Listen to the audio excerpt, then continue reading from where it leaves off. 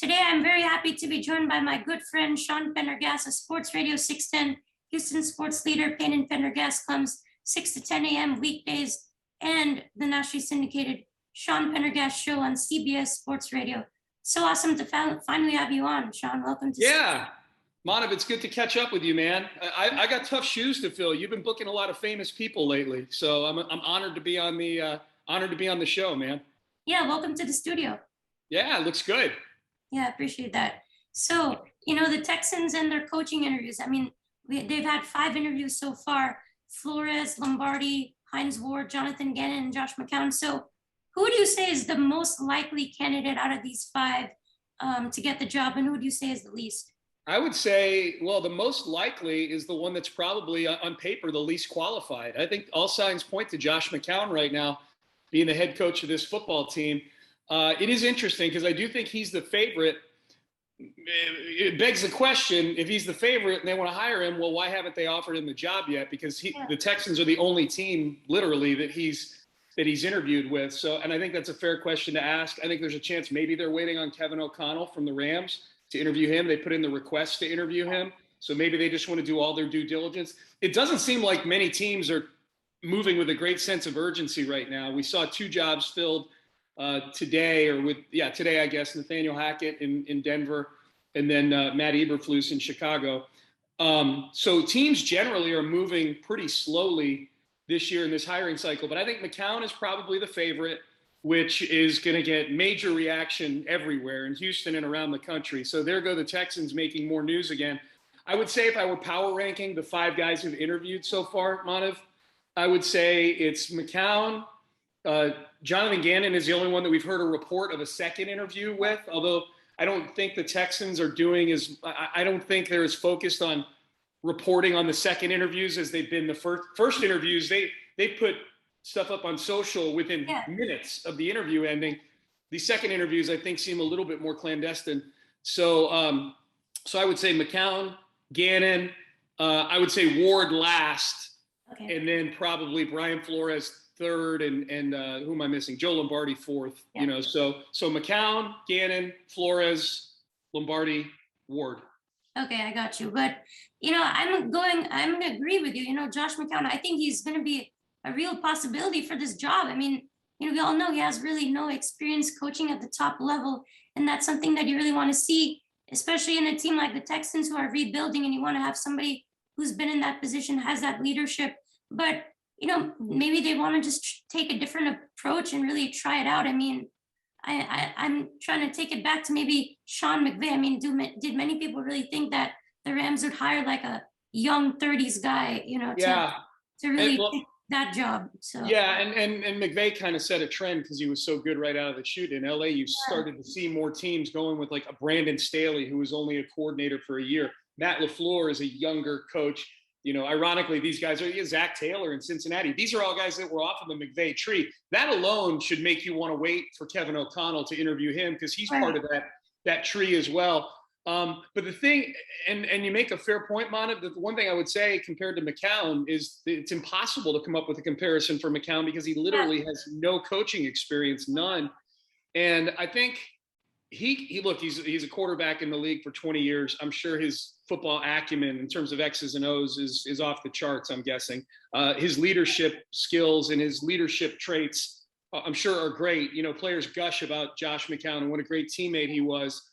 Seth Payne, my co-host, has brought this up many times, and I think it's a fair point, and he would know better than I would because he spent 10 years in NFL buildings. But these coaches, and Josh McCown has spent 20 years in NFL buildings, so it's not like McCown is going in blind to this, but it's one thing to see it and another to experience it. And what I'm talking about is the grind, the 18 hours a day that these guys spend coaching until you actually do it for a year and see how it affects your family life and your stress level and your health and all those things. It's impossible to know if it's for you. We see a lot of guys dip their toe in the water in coaching. Andre Johnson, but took a low-level job with the Texans just to see what it was all about and then decided it wasn't for him. I think that's the thing that makes you nervous because what the Texans can't have is, they hire David Culley, they fire him after a year. So then you do this completely outside the box hire in Josh McCown where everybody's telling you this is stupid. and then he decides to up and quit after a year. Like it would be bad. Yeah, I know. That's what I worried about. I think you mentioned that a couple of times on your show when I was listening. But what if he, just 1 year later he gets he goes from the job? I mean, you want to have consistency at this position, especially when you're on a rebuilding team. You want to have that coach have that certain vision. You want to have consistency, and I think, who knows? Maybe he has something special that we don't really know about. I think Easterby and him are really close. I think that's why he got a second interview, but. I don't really know at this point. And maybe who knows what you expect out of a guy like Josh McCown. I mean, he's so good. I don't know. Yeah, well, I mean, that's what they're banking on, right? I mean, it's a completely unconventional hire. So they're banking on two things, Manav. They're banking on they see something in Josh McCown that we're not able to see. Mm-hmm. And they're banking on being able to a lesser degree, they're banking on being able to somehow sell that to the fan base. I think selling it to the fan base is less important to them than it actually, that special it factor actually existing with Josh McCown. I just think it's interesting. I think it's probably less of a big deal with the players, than it is with the staff. That's the part I would be intrigued. Like a guy like Lovie Smith, who knows Josh McCown from having coached him in Chicago. What does he think about Josh McCown just going in the HOV lane and passing everybody in coaching for one of these 32 really prestigious jobs? What is Pep Hamilton, if he's going to stick around, what does he think of this? That's what I would be curious about, but we'll see. I think so. It hasn't happened yet. I feel like every interview like this, we did a Twitter Spaces last night. Mm-hmm. The station did, all of us hosts. Yeah, it's all right. Anytime we're talking like this, it feels like for whatever reason, this McCown thing, we're already talking like it's actually happened. That's how groundbreaking it would be. Is we've almost got to go through all these scenarios to be mentally prepared for what is going to be just a mind-bending kind of hire. I know, it's like could this actually be happening? Could the Texans actually hire him? But who knows? I hope the best if we indeed hire him. But why aren't the Texans kind of reaching out to these guys that I am probably a big fan of D'Amico Ryans, that I think they should definitely be looking to interview him because he was great here in Houston and he's doing great things for the 49ers. I mean, they have Fred Warner and Nick Bosa, but I still think he should be somebody that, you need to interview and consider. Guys like Eric Bieniemy. I mean, what's going on with him? I mean, he's not getting really much interviews. I mean, why aren't these guys really, being interviewed right now? Yeah, I would say, the two specific names you brought up, I think, are different cases. Bieniemy's been out in the hiring cycle now for I think 3 or 4 off seasons. Yeah. Texans aren't the only team that hasn't taken a keen interest in Eric Bieniemy. I think we're at a point in Bieniemy's kind of hiring cycle where whatever is not getting him hired probably has more to do with Bieniemy than it does the teams that are doing the hiring. So that's number one. D'Amico is the more interesting one, I think, for Texan fans because of what he represents. I mean, he's one of the 10 or 12 best players in the history of the franchise, probably one of the 2 or 3 best leaders, maybe the best leader in the history of the franchise as a player. So that one is interesting. I think specific to D'Amico, I don't know this to be true, but I could see where they almost view D'Amico being part of a previous regime, like Nick and Jack viewing D'Amico being part of that Kubiak era as a negative, where they're trying to kind of launch a new era of Texans football as opposed to hearkening back to days gone by. I could see that being a reason. I'm not saying it's a good reason, but I could see that being a reason. So that's number one. I think the other thing we need to remember, and this isn't just D'Amico or Bieniemy, but Gerard Mayo, and I bring, Josh McDaniels, who we just found out he's getting an interview with the Raiders. But Mayo is the big one because I think everybody just had Mayo earmarked to be one of the finalists.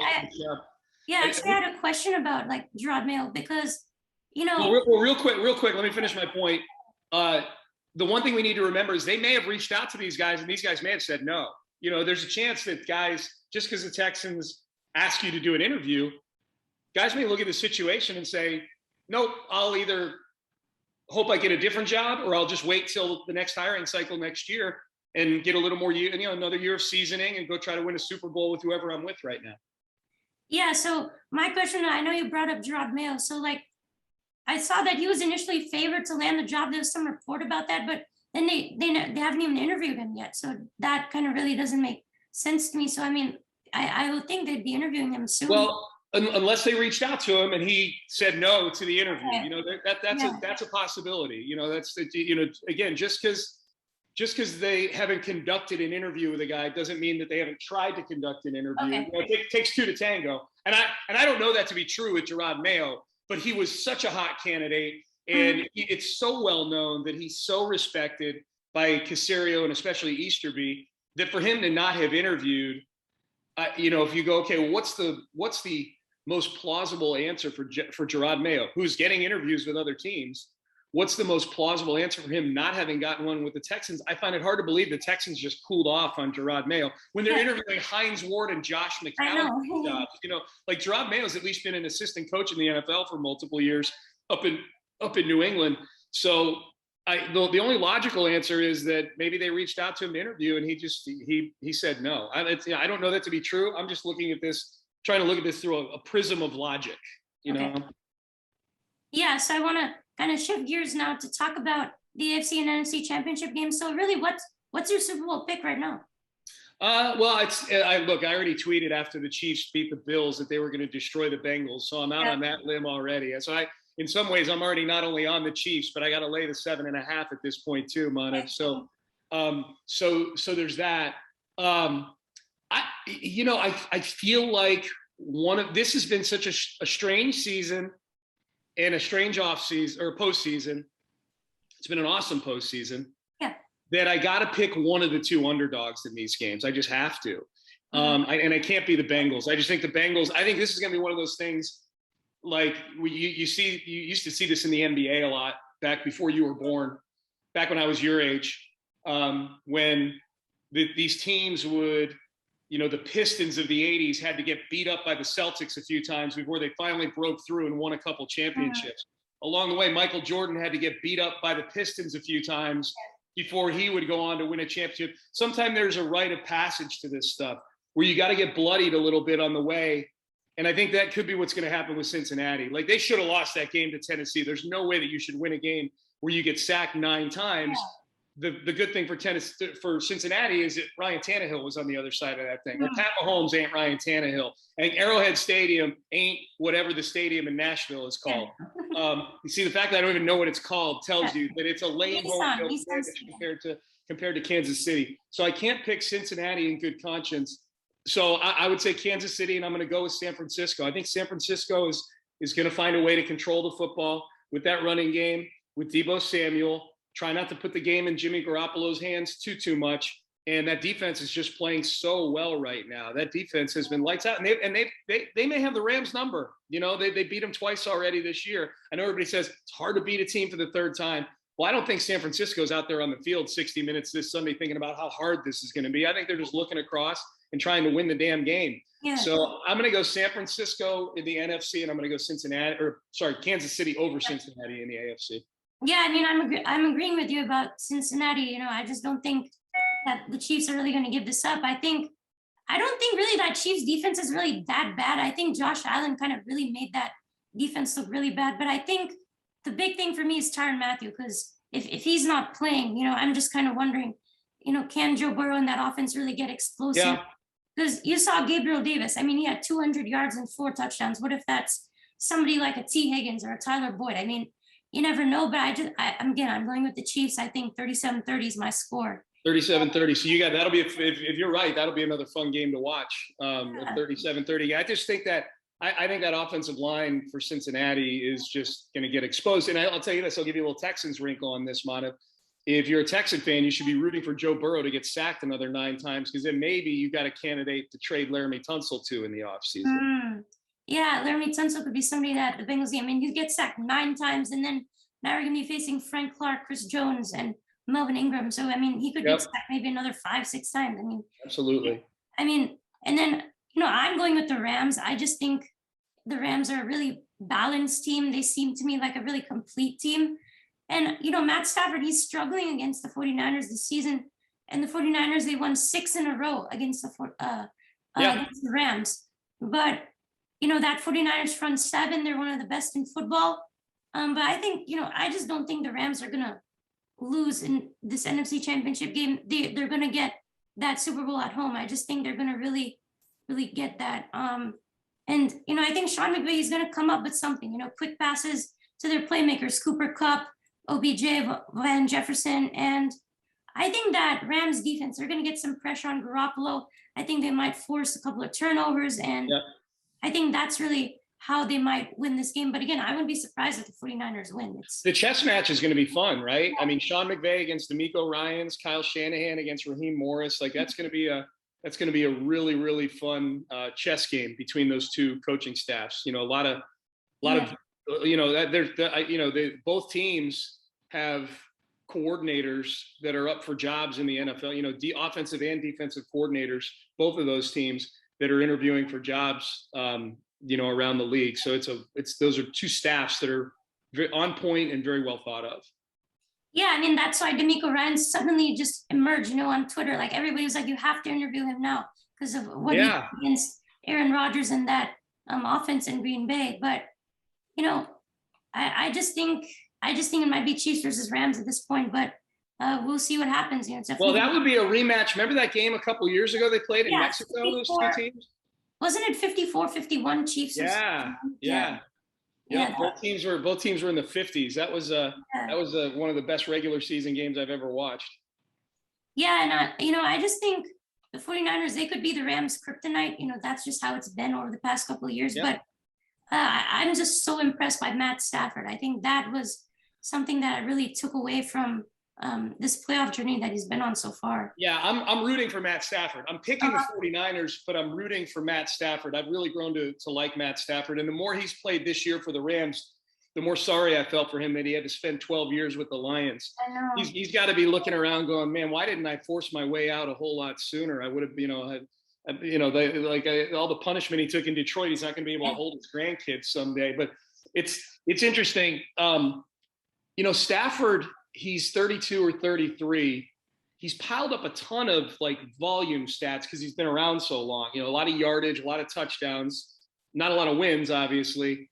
But if he were to have some sort of late in his career surge of actual championship level success, that would be fun to see if he got into a Hall of Fame conversation. Right now he's not a Hall of Famer. He just hasn't won enough, and he was a little turnover prone in Detroit. But I always look at Kurt Warner, who got into the Hall of Fame basically on the strength of 3 good seasons in LA and then a little late career renaissance for a season in Arizona that he got them to a Super Bowl.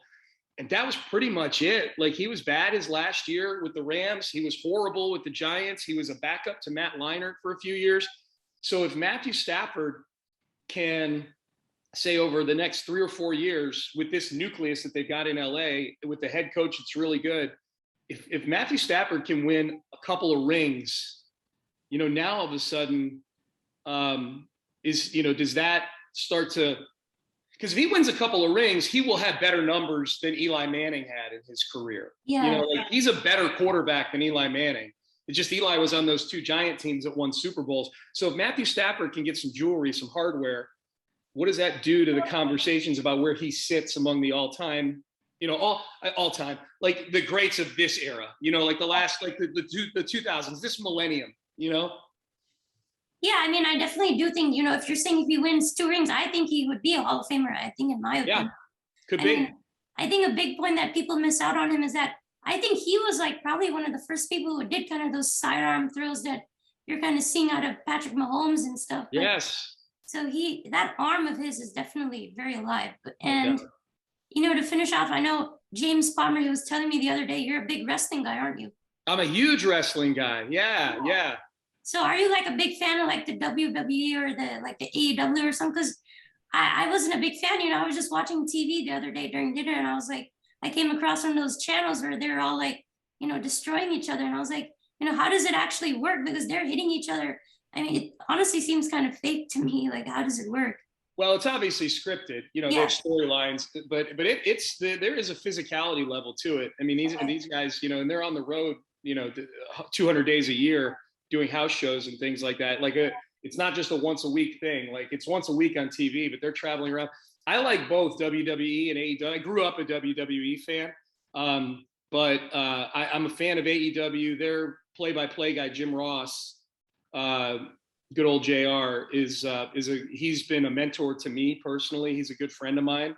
I've had a chance to go down to Jacksonville and go backstage with him at AEW. So I had a chance to do that back in May. So I got a chance to sort of see the inner workings, but I also have some friends that work for WWE too. And I grew up watching that. I've always been a big wrestling fan. It's always been something that's the soap opera storylines and the big personalities and the trash talk is always something it's like soap opera for men, you know? Okay. So like, I mean, have you worked in that kind of environment before? Do you want to like pursue like becoming like their play-by-play guy or something? For WWE, no, but I do want to beat the crap out of Seth one day. Okay. Yeah, I hope to come in someday and powerbomb Seth through the studio table that you got to sit at in the studio. I'm gonna pick him up. He's gonna get up for me, and I'm gonna powerbomb him through the table, and I'm gonna stand over him and hold the belt up like this, and just look down at him and talk trash to him. Man, that's what I want to do. That's my foray into wrestling, beating up Seth Payne. Yeah, you need to send me that video once you get that done. Yeah, right. Well, if I can stand up afterwards, I'm sure I'll throw my back out doing it. But no, I'm happy what I'm doing. To answer your question, I love what I do. I don't know how good I'd be at play-by-play. I'm happy just giving out my hot takes for 4 hours a day right now. Okay. Yeah. All right. Before we go, I just wanted to show you something real quick. Actually. Oh, cool. When was this photo taken? Oh, okay. That was at an event that we did at the station in our Verizon Artist Lounge, as you can see on the backdrop there. It was called An Evening with Deshaun Watson. Okay. It was back in 2019. Oh. After week 5 of that season. That was the Tuesday after the Atlanta game that year. Remember that Atlanta game where Deshaun threw for 8 jillion yards and 5 touchdowns? Will Fuller had like 200 yards receiving in that game. But it was cool. It was we planned it with Deshaun's people. Verizon sponsored it, and it was like a fireside chat, where we invited about 50 or 60 VIP listeners. They won tickets on the air, and they got to come up and take pictures with Deshaun. And the main event of the whole thing was me sitting down with Deshaun at like a fireside chat kind of deal. We had chairs in the audience, and I kind of just conducted like a 1-hour conversation with him about his life and his career, and it was really good. It's I get sad looking at that picture just because knowing how this whole saga of him with the Texans ends. We have no idea how the saga overall with Deshaun is going to end. But that was one of the more fun nights of my radio career. It was really cool. Like his star was at its peak back in 2019. Back then, and that was a fun night. It was a fun night.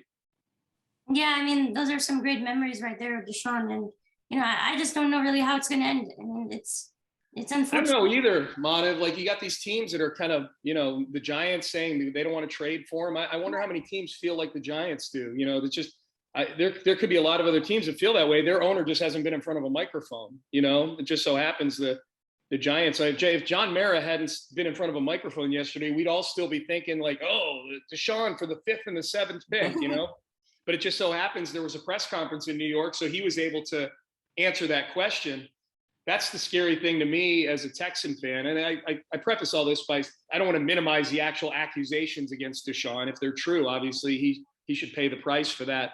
But as far as football goes, that's my concern is the pool of teams that are interested in doing a worthwhile trade for Deshaun Watson. I think there's plenty of teams that would try to trade for him for 20 cents on the dollar. But a worthwhile trade for the Texans, is that pool of teams, that list shrinking up, the Giants. Miami has sort of intimated that they're not as gung-ho about trading for Deshaun as they were at the trade deadline. They're going to let their new coach kind of have some input. Philadelphia's rolling with Jalen Hurts. Cleveland's rolling with Baker Mayfield. So I start to think about it. I'm like, well, maybe Denver still. But now you got Aaron Rodgers that could be on the market, we really need Aaron Rodgers to kind of announce that he wants to come back to Green Bay to keep the scarcity of top-notch, make sure Deshaun is the only top-notch quarterback you can go get. Yeah. I think Denver, I think Carolina, Pittsburgh, maybe Washington, it's and maybe some wild card team that we least expect. Maybe Seattle moves on from Russell Wilson and they follow that up by boom trading for Deshaun Watson. So So who knows? But that is one of several sagas going on right now that keep the sports talk radio biz popping. I'm just wondering, like, what if nobody wants him? Like, actually, like, these accusations take so long that, it may end up being a couple of years. Like, it could be going on for a long time. Still a possibility. I think there's a little bit of nervousness about that right now. What do you do if some of these women don't want to settle? Because we know Deshaun is open to settling because he tried to settle those lawsuits right before the trade deadline, but there were a few women that didn't want to do that. If those women are dug in and now we're going to trial, how long does that take? Are the Texans paying him $35 million to sit on the sidelines? Or do they reach a point where they go, you know what? Suit up, you're going in. I have no idea. Like it's this, we are so far down the rabbit hole on this thing, man. Like it's by far the most bizarre story I've ever covered, ever. Yeah, for sure. And anyway, Sean, thank you so much. On short notice, I just texted you, this afternoon asking if you could come on the show, and I really appreciate it. Thanks again for all the support, and glad to call you my friend. Yeah, absolutely, Manav. Same here. Glad to call you my friend. I'm happy for all your success, and glad I got a chance to do this. And we'll do it again. You and I texted. We'll do it again after the Texans hire a head coach. We'll chop it up. I appreciate you having me on, brother. Yeah, Seth will come on then too, hopefully.